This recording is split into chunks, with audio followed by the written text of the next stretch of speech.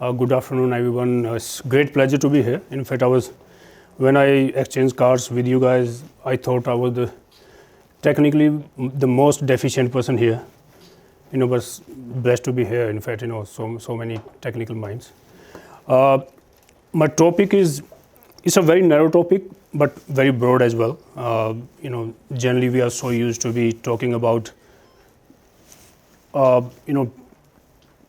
generally the frameworks of mergers, acquisitions, and plethora of laws. But it's a very focused seminar, what I understand. So I'll be talking about the different ways where the Korean startups, they can collaborate with their Indian counterparts. And so I think that's how, in fact, we have structured the discussion. Introduction, I'm not going to really bore you with my introduction. I think Mahima might have already said whatever good or bad words about me already. Yes, so, these generally from Korean startups perspective, these are the various ways where you can engage with the Indian startups and other Indian companies. First is, your startup is manufacturing goods or providing services, softwares, etc. You can actually, sell those products directly to your potential customers in India. So that is one way of collaborating. The second is, of course, it is very much, it's probably too early for you. I don't know at what stage of your journey so far your startups are. But when you mature slightly and you see India as, a flourishing market for your products, best way is to really identify your partners, not as, as equity holders, co-holders in any company, but as somebody who can really sell your products in India, who have better reach in India than you obviously will have. So you can appoint distributors, you can have franchisee models as well. It all depends on your product is used, whether it is really, the product is really, worth penetrating in larger masses, or the products, they are really meant to be employed by, that B2B kind of situation. Somebody was talking about, I forgot, that product for wind energy. Yes, you. I mean, that is something you don't really have to really go through this channel at all. You have to directly go and meet the potential buyers, and it will be direct export. Tomorrow, you can set up your shop there if demands increase. Then you have, strategic alliance, collaboration, etc. From startup's perspective, it is not much of use as such, unless the product of Indian startup is kind of complementary with yours, so that you can together present both the products to the potential Indian customers. So, I mean, it all depends on that kind of potential synergy. Joint ventures, when you say joint ventures, I'm talking about, in any case, these are all ventures only. But technically, when we talk about joint ventures, I'm talking about jointly investing in an Indian company where you are shareholders, and also there's your Indian counterpart and the collaborator is also a shareholder. Now, how do you achieve that is, it can be an existing Indian company where you acquire the shareholding of existing shares of Indian promoter, or need-based, you may invest afresh by subscribing to the shares of that company. Technical collaborations as well. It is a flow of technology only. You say that, we have this strategic arrangement where you transfer your technology, you do not become the shareholder there, and you identify somebody who has really a big reach, deep reach in Indian market for your product, for your technology. You probably, if it is a manufactured product, with the help of your technology, that Indian collaborator manufactures the product, or it's a provision of services, then with your help, with using your technology. In fact, they enhance their existing technology and present that to their customers. So in that case, basically, of course, there's royalty arrangement and streams of revenue. I'm not really going to talk about. It becomes very wide. So these are the potential, to my mind, potential ways where you can really collaborate with the Indian partners. So these are the ways, and then we talk about the legal nuances. I'm not going to go deep into the nuances. Rather, I'm just going to talk about the general legal ecosystem in India. What potential laws you're going to have interface with, depending upon the road you take here.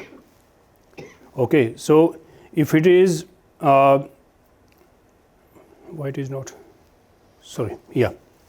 So if your collaboration entails investing in an Indian company, then of course, this Indian company or limited liability partnership depends upon your business objectives, the scale you want to see at yourself in another 3, 4, 5 years, because company is a model for growth, LLP is a model for initial entry Indian market, and with the passage of time, of course, you transform an LLP into company as well, depending upon how mature you have become in that market. So you basically, these are the basic laws. I'm sure you don't want to be bored with the details.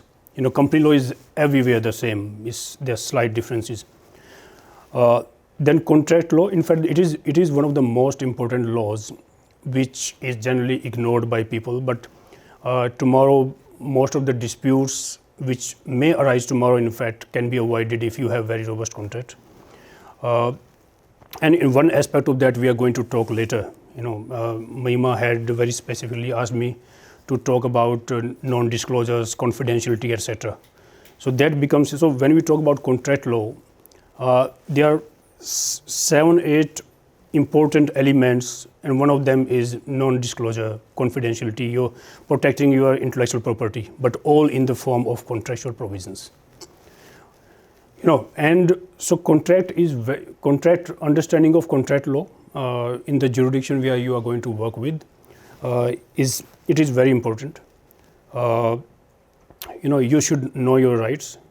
You should know what are the potential ramifications for breach by you, breach by the counterparty. So breach by the counterparty, basically ramifications for them actually are your rights. So all these things you need to understand. Foreign trade regulations, they will be relevant if there is a flow of goods and services. So either you are exporting or you are importing from India. So there are the, otherwise, if your idea actually is to set up something in India or be part of an Indian vehicle company or LLP, then for that specific purpose, foreign trade regulations are not much relevant. The most important is for a foreign collaborator, the foreign exchange laws, like everywhere in the world. So when we talk about cross-border investment, trade, these are the laws which are relevant.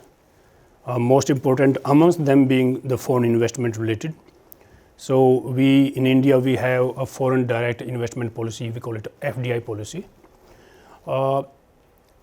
It used to be really, the Indian companies were really restricted to be invested in earlier.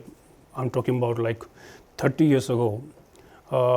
Then we definitely should give credit to our former Prime Minister, Dr. Manmohan Singh. In fact, he as Finance Minister opened it. Before that, foreign investments were really few and far between. Very, very few, and large investments only, in fact. So we didn't have the flow of foreign investment by medium scale and small scale industry from outside India at all, because it was not really, it was beyond their wherewithal. So now, as on today, as it stands, most of the sectors industrial sectors in India, they are open for foreign direct investment. Almost 90% of them without any intervention by the government. Few sectors, they have limit, some, for example, defense, beyond a certain percentage of shareholding, you need to have the approval of the government, and when you get control, basically. Ownership control basically is in terms of your shareholding. If it is less than 50%, then it is not your ownership and control. Okay. So most of the sectors, I really want to re-emphasize on this, that I exchange cards with all of you. In my view, all the the sectors where you are really interested in, they allow you to freely invest in India and collaborate in India completely. The drone, the only possibility can be that where you are supplying the drones to the defense establishment. Okay. And you are manufacturing there, and those drones basically they are defense usable drones. Then there's a restriction, otherwise there are no restrictions at all as far as your sectors are concerned. Then export related, import related, I just mentioned. So foreign trade regulations are how exports or imports are going to take place. Foreign exchange aspects of exports and trades, they are relevant only from the perspective of flow of foreign exchange. When you are exporting the goods in India, so basically when the Indians are importing, so how the foreign exchange is to be, so the government monitors through the banks that if you are importing from outside India, then in that case you have to make sure that when you make the payment, you have to make sure that you have received the goods, and vice versa. Right. Third is cross-border borrowings. They become relevant when you have already established in India. You are already in a joint venture, or you have wholly owned subsidiary in India. When you become big, you need capital from outside India. And in those cases, you say, okay, the interest rate in India is really high. It is getting higher in Korea as well nowadays. But so many different countries, in fact, even for example, Japan, the interest rate still is hovering around 1 to 2%. In India, it's like 8 to 12%, depending upon which sector is borrowing. So these are the set of rules. In fact, we call them external commercial borrowing regulations issued by the Reserve Bank of India or central bank. So these are basically the set of rules which will be applicable to you depending upon the kind of engagement you have with the Indian, collaborators. Most important, nobody wants to pay taxes, but you have to pay taxes because we have laws. So we divide the taxes in two, basically. We call direct taxes, where the responsibility of paying the tax and the burden of bearing the tax is on the same person. For example, my income, it is my income, I have to pay tax on my income, and I only deposit with the government. So that is direct tax. Indirect tax is, I buy this laptop from the shop, the shopkeeper collects the tax from me, I don't know whether it's 10%, I think, here in Korea. So as a part of price, 10% they collect, and they then deposit with the government that tax. So that is indirect tax. So mainly direct tax is in India, if you set up shops there, you enter into joint ventures, you make investments. So these are potentially the corporate tax, dividend tax, capital gain tax, which are going to be applicable to you. Indirect taxes, you have customs if you are exporting the goods to India. So the import duties, basically. Export duties, there are only very few items on which export duties are applicable. Otherwise, exports are free from any kind of customs duty.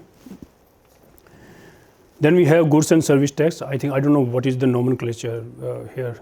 The 10% tax. What is it called in Korea? I don't know. VAT, value added. Yeah, well, VAT. Yes, VAT. In fact, we used to call it central. We had before this goods and service tax GST, which came into existence in 2016. We had a very fragmented indirect tax system. We had federal government level, we had central excise duty on the manufacture of goods.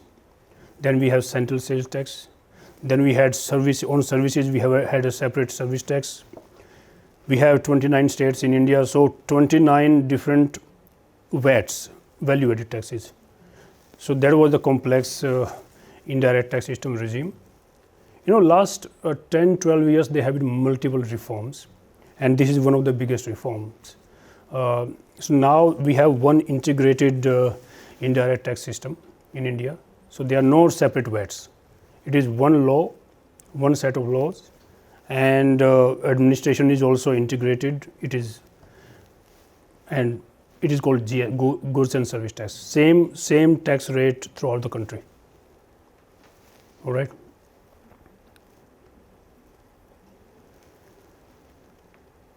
Well, yes. So, this is something, Mahima, you were talking about, non-disclosure. Non-disclosure is her pet subject. Yeah. So, it is one of the most important provisions for you when you share information, because, you are all startups. Your technology, your know-how, your confidential information actually is your treasure. You don't want to really share with anybody who may misuse your know-how, your technology, but in any case, when you enter into discussions with your potential counterparty, you have to share certain amount of that information. Otherwise, there's no collaboration. All right. So, in that case, it is very important to have either. So there are two different stages. The first stage is when you are under discussion. It is pre-collaboration, when the transaction is being discussed, whether it is appointing any distributor, or for that matter, you are entering into a joint venture, making a joint venture company, or you are transferring technology, etc. For that phase, we usually recommend that you have a stand-alone, separate, elaborate, non-disclosure agreement. Very elaborate. In fact, draft of which, it was circulated. You can circulate to them if you want. Okay.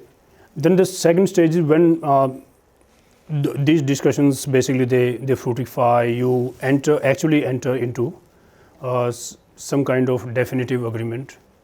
It can be a shareholders joint venture agreement, for example. In that joint venture agreement, you have two very important clauses. One is about confidentiality. It is non-disclosure, basically is about confidentiality. So about confidentiality, again, very elaborate. You should very, very clearly define what confidential information from your perspective will constitute. It should be as broad as possible, because you are the supplier of confidential information most likely. Then intellectual property clause, it has to be really very, very well thought of. The biggest dispute most of the times when you enter into a joint venture anywhere, not only in India, anywhere else, is that you actually probably under license, you transfer your technology to that joint venture. That joint venture uses that technology for furtherance of business together. And so the technology basically is not static. What I understand, you keep on improvising the technology as well. So the biggest problem is then your counterparty is going to say, this improvisation is ours, because it was improvised while it was being used in the furtherance of business of the joint venture.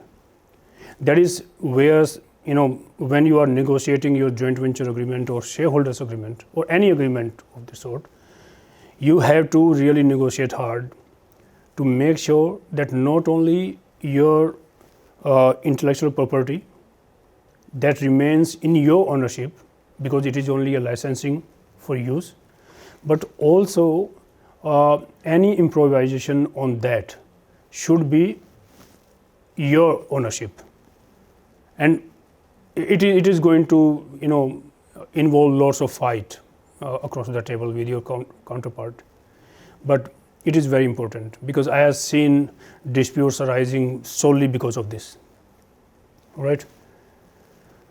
Well, I have intellectual property. One more thing: if your product is patentable in India, should file for a patent. I think most of you must be having patents here. So if you are indulging with any Indian counterpart, and if you think that your technology is really valuable enough, please go for patent, acquiring Indian patent as well. File application. You can file under PCT. I'm not an intellectual property expert. In fact, my other partner Mahima, probably you met Sujit. Did you meet Sujit last time in Noida? So he heads our intellectual property. In fact, whenever you people are in Noida or Delhi, next time we can meet. He's BTech and MTech from IIT, and he heads our patent and design practice. So he can definitely give you an insight how to protect your technology in India. All right. Now, the rules which we talked about earlier, they are general rules. Basically, if you have to indulge into any kind of commercial relationship in India. Here we are talking about the sectoral rules, sector specific. Mahima wanted me to really reflect upon sector specific rules, but potentially there are hundreds and hundreds of sectors, so it is really beyond the scope of this particular session to even talk about. And so the sectoral rules, they come into play at two levels. One is from, again, the perspective that the foreigner is investing in India in a particular sector, and that sector is restricted. So these are some of the sectors. Defense, for example, it is heavily regulated by the Defense Ministry and Home Ministry as well. Financial services, you are investing in a company which provides financial services, prepaid instruments, for example, cards, credit cards. So these sectors, they are really heavily regulated. But yes, I mean, if you are doing that kind of business, you are used to be governed by those laws. Telecommunication equipment and devices, it may be relevant to those of you who are planning to manufacture products in Korea and selling to India, which have electronic and electric components. There are different kinds of approvals required, but the most important of which is we call type approval. So we have Department of Telecommunication and this specific department, I forgot the name. They approve your product for type. I'm just, these are all for illustration purposes.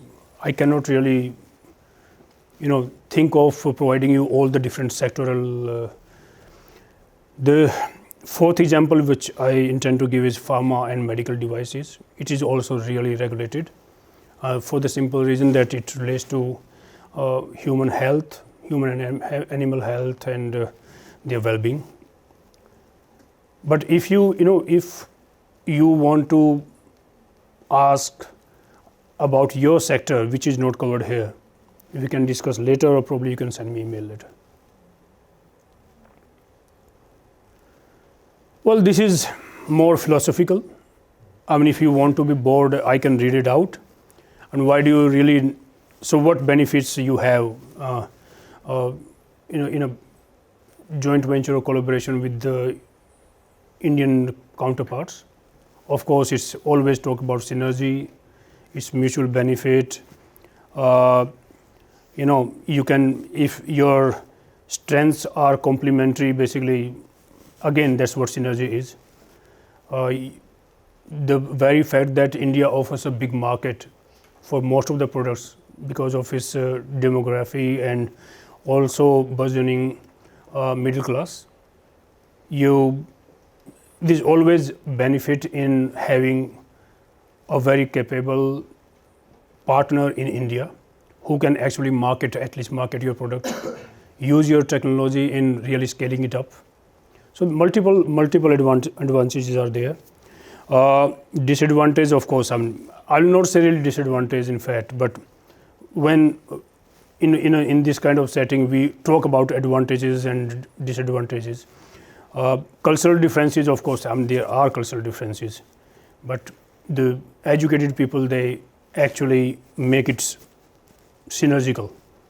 They are not differences, they are complementary. But yes, one big threat which remains always, that is misuse of your confidential information and technical know-how. We have already talked about it.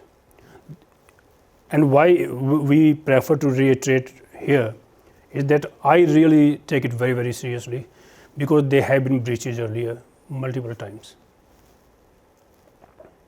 Right? Our role, I don't know why my associate put this slide, but yes, that is what you can expect from us, basically. We have a secretarial wing, so they can take care of your secretarial and compliance requirements. Sometimes, depending upon your product, you may want to really reach out to some government authority to liaise with them for approvals, licenses, etc. So we have, in the same group, we have people who actually engage with government. We generally understand how state and central governments work. In fact,